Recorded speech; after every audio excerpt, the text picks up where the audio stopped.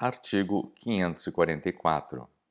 É livre a associação profissional ou sindical, mas ao empregado sindicalizado é assegurada, em igualdade de condições, preferência, inciso 1, para admissão nos trabalhos da empresa que explore serviços públicos ou mantenha contrato com os poderes políticos.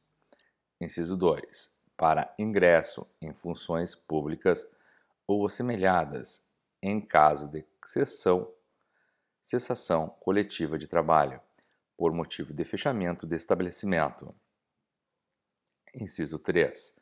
Nas concorrências para aquisição de casa própria, pelo Plano Nacional de Habitação ou por intermédio de quaisquer instituições públicas.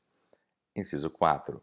Nos loteamentos urbanos ou rurais, promovidos pela União por seus órgãos de administração direta ou indireta ou sociedades de economia mista. Inciso 5.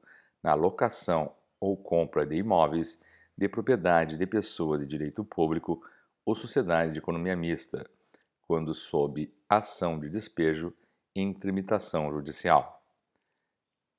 Inciso 6.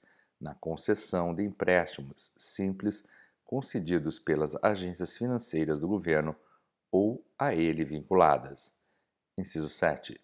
Na aquisição de automóveis, outros veículos e instrumentos relativos ao exercício da profissão, quando financiados pelas autarquias, sociedades de economia mista ou agências financeiras do governo. Inciso 9. Na concessão de bolsas de estudo para si ou para seus filhos, obedecida à legislação que regule a matéria. Artigo 545.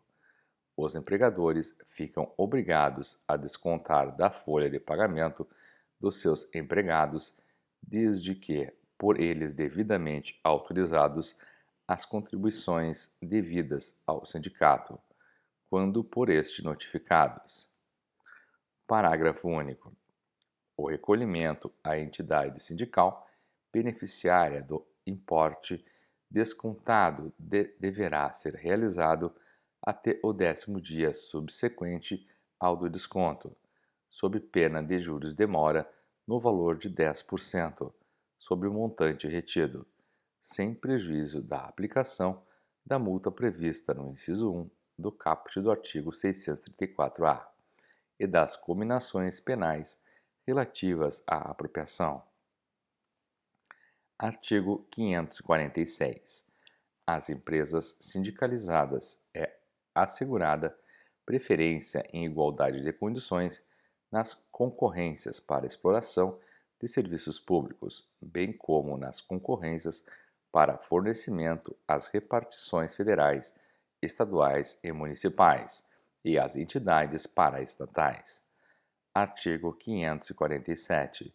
É exigida a qualidade de sindicalizado para o exercício de qualquer função representativa de categoria econômica ou profissional em órgão oficial de deliberação coletiva, bem como para o gozo de favores ou isenções tributárias, salvo em se tratando de atividades não econômicas. Parágrafo único.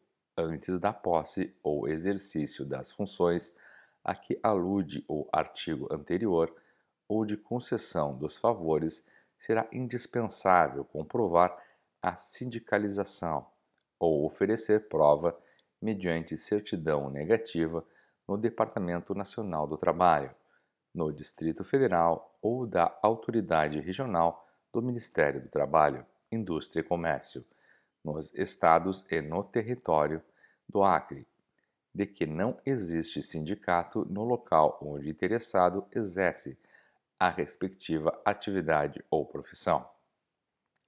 Seção 7. Da gestão financeira do sindicato e sua fiscalização. Artigo 548.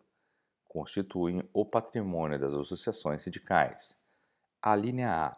As contribuições devidas aos sindicatos pelos que participem das categorias econômicas ou profissionais, ou das profissões liberais, representadas pelas referidas entidades, sob denominação de imposto sindical, pagas e arrecadadas na forma do capítulo 3 deste título. A linha B. As contribuições dos associados na forma estabelecida nos estatutos ou pelas Assembleias Gerais. A linha C. Os bens e valores adquiridos e as rendas produzidas pelos mesmos. A linha D. As doações e legados. A linha E. As multas e outras rendas eventuais. Artigo 549. A receita dos sindicatos, federações e confederações só poderá ter aplicação na forma prevista nos respectivos orçamentos anuais, obedecidas às disposições estabelecidas na lei e nos seus estatutos. Parágrafo 1º. Para alienação, locação ou aquisição de bens imóveis, ficam as entidades sindicais obrigadas a realizar avaliação prévia pela Caixa Econômica Federal e pelo Banco Nacional de Habitação, ou ainda por qualquer outra organização legalmente habilitada a tal fim. Parágrafo 2º. Os bens imóveis das entidades sindicais não serão alienados sem a prévia autorização das respectivas Assembleias Gerais, reunidas com a presença da maioria absoluta dos associados com direito a voto, ou dos conselhos de representantes, com a maioria absoluta dos seus membros. Parágrafo 3º. Caso não seja obtido o quórum estabelecido no parágrafo anterior, a matéria poderá ser decidida em nova Assembleia Geral, reunida com qualquer número de associados com direito a voto, após o transcurso de 10 dias da primeira convocação. Parágrafo 4º. Nas hipóteses previstas no parágrafo 2º e 3º, a decisão somente terá validade se adotada pelo mínimo de 2/3 dos presentes em escrutínio secreto. Parágrafo 5º. Da deliberação da Assembleia Geral concernente à alienação de bens imóveis, caberá recurso voluntário, dentro do prazo de 15 dias, ao Ministério do Trabalho, com efeito suspensivo. Parágrafo 6º. A venda do imóvel será efetuada pela diretoria da entidade, após a decisão da Assembleia Geral ou do Conselho de Representantes, mediante concorrência pública, com edital publicado no Diário Oficial da União e na imprensa diária, com antecedência mínima de 30 dias da data de sua realização. Parágrafo 7º. Os recursos destinados ao pagamento total ou parcelado dos bens imóveis adquiridos serão consignados obrigatoriamente nos orçamentos anuais das entidades sindicais. Artigo 550.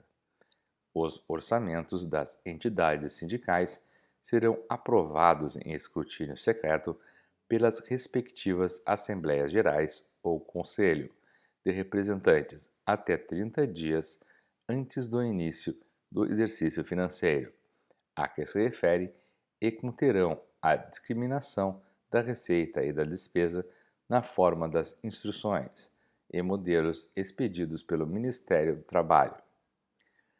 Parágrafo 1º. Os orçamentos, após a aprovação prevista no presente artigo, serão publicados em resumo no prazo de 30 dias, contados da data da realização da respectiva Assembleia Geral ou da reunião do Conselho de Representantes, que os aprovou, observada a seguinte sistemática.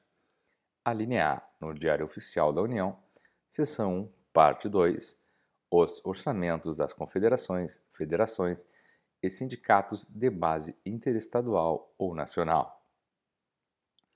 A linha B, no órgão de imprensa oficial do Estado ou território ou jornal de grande circulação local, os orçamentos das federações estaduais e sindicatos distritais municipais, intermunicipais e estaduais. Parágrafo 2º.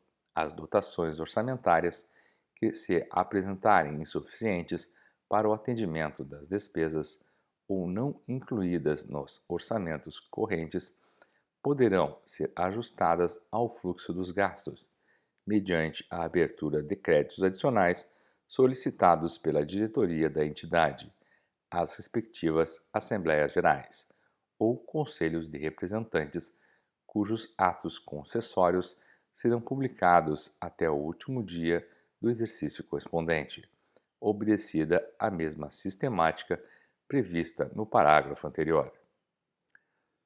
Parágrafo 3º. Os créditos adicionais classificam-se em: a linha A, suplementares, os destinados a reforçar dotações alocadas no orçamento; a linha B, especiais, os destinados a incluir dotações no orçamento a fim de fazer face às despesas para as quais não se tenha consignado crédito específico. Parágrafo 4º. A abertura dos créditos adicionais depende da existência de receita para sua compensação, considerando-se para efeito, desde que não comprometidos, a linha A, o superávit financeiro apurado em balanço do exercício anterior; a linha B, excesso de arrecadação, assim entendido o saldo positivo da diferença entre renda prevista e a realizada, tendo-se em conta ainda a tendência do exercício; a linha C, a resultante da anulação parcial ou total de dotações alocadas no orçamento ou de créditos adicionais abertos no exercício. Parágrafo 5. Para efeito orçamentário e contábil sindical, o exercício financeiro coincidirá com o ano civil, a ele pertencendo todas as receitas arrecadadas e as despesas compromissadas.